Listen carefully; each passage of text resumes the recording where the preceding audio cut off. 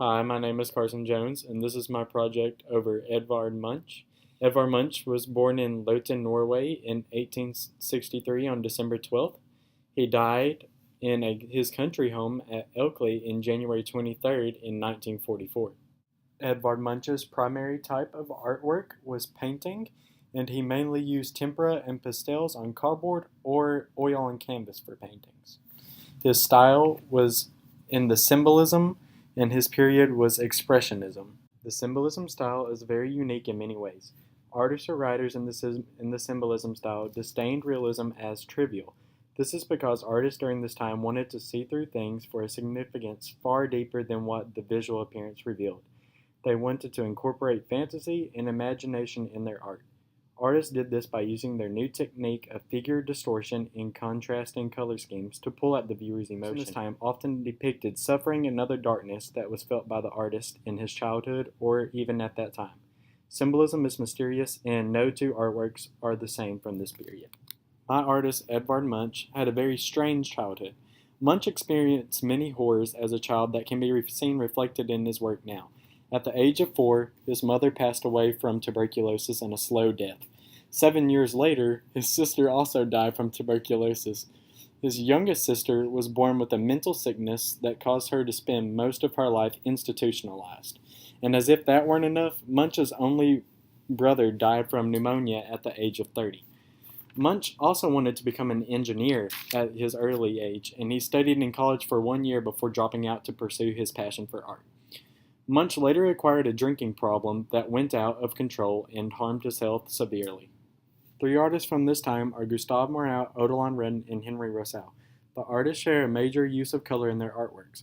For example, Redon's The Cyclops has a brightly colored landscape that contrasts with the dark sky above. Munch's The Scream has a red and yellow color scheme that contrasts with the blue ocean below. Another comparison is the use of imagination and fantasy in each art piece. Redon's Polyphemus is an ancient Greek myth that goes along with the fantasy world of distortion and chaos in The Scream. However, each artist has their own style. Munch's dark fantasy can be contrasted with Rousseau's mystery in The Sleeping Gypsy. Not one artist in this style had similar works, each used their own imagination and painted their way they saw it. Edvard Munch's favorite quote is, "No longer shall I paint interiors with men and women painting. I will paint living people who breathe and suffer and love." This is a portrait of Edvard Munch. One of Munch's paintings is called The Dance of Life. It was made in 1899 and is an oil on canvas painting. It is 126 by 190 centimeters in dimension and is located in the National Gallery in Oslo, Norway. One of Munch's more famous paintings is named Anxiety.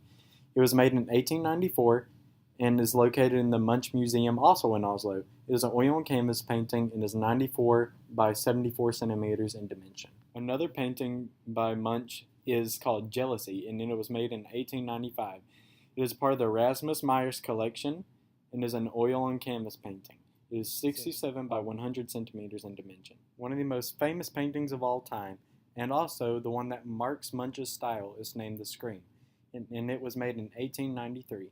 It is 3 feet by 2.5 feet, and it is located in the National Gallery, also in Oslo.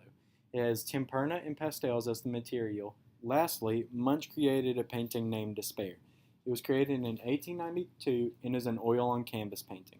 It is 92 by 72 centimeters in dimension and is located in the Munch Museum in Oslo, Norway. The Scream is one of the most famous paintings in the world and marks Munch's style. It reflects his suffering and anxiety he experienced in his youth. The painting depicts a man brought down to a skeleton, holding his faith and letting out a primal scream. The contrasting red and yellow sky and blue ocean pull at the viewer's emotion. Another technique Munch uses is his figural distortion. The boneless body of the figure and swirling sky seem to put the viewer in a dream world, or in a trance. The artist and technique to really add drama and deep emotion in his art. The artist chose this subject because he doesn't want a realistic painting. He wants his art to show people the real world, full of emotion and suffering, like the one he lived in.